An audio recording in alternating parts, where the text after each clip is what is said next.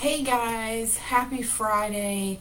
I cannot believe we are going into the beginning of week 4 together. It is just unbelievable to me. And I knew this was going to fly by, and it really is. And I'm so excited about all the progress that I'm hearing and seeing. I know 3 weeks is really a short time when you think about it, but if you think about the momentum that some of you guys have going, it's really, really good. So I'm just so excited. I really want you to think about and keep your mind set on what you can do in these last 10 days, because honestly a lot can happen in a short time when you are focused. Sorry, I have wet hair. I had to grab a shower, and this was the only time I could do this.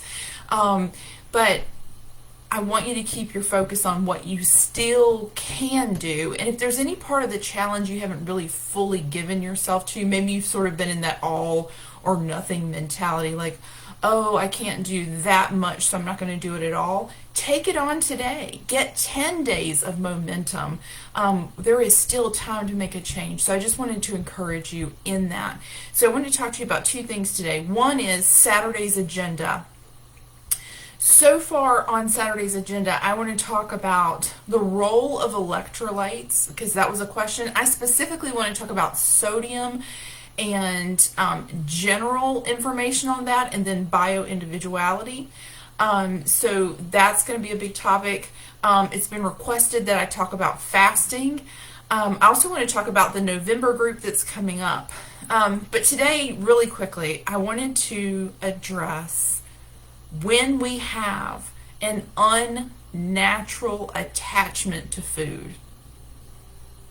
So that might sound like a weird thing to talk about, but how do you know that your food, how do you know if you have an unnatural attachment to food, or usually to a specific food?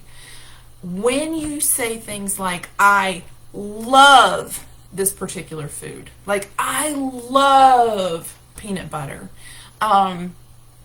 what's the problem with that? Love is something that should be, it's a very precious thing, really, if you think about it. Like, love is like the biggest, deepest, most important emotion. And we're attaching something that should be reserved for our children, for our family, for our partner. We're actually attaching that to a food item. And so if you're saying things like, I love a certain food, then you may have a really unhealthy attachment to that food. So just think about that. If you feel like because you don't have that food, you're going crazy, you think about it every day, you miss it every day, can't wait for the next time you see it, you see how that should be. I should be talking about someone who's gone. Like if I really, like, my child's gone away for a week and I really miss her and I love her and I miss seeing her face and I can't wait to see her. That is an emotion and that is a feeling that should be given to human beings only. And when especially we attach it to food, it's a really unhealthy thing. So I'm going to ask you to explore that.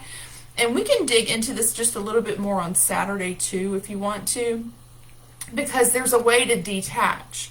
But the first step in realizing that it's an issue is thinking about how you feel about these things.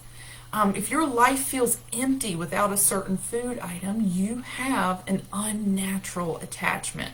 So anyway, that's what I wanted to talk about today. Explore if you have any unnatural attachments. When we talk about this on Saturday, I will actually talk about two unnatural attachments that I had, and how hard it was for me to break free from those. But I am totally free from them now, and freedom is so much better. Once you let something go, man, what a relief. What a relief. So anyway, just wanted to tell you, again, in disbelief that it's the first day of our 4th week together.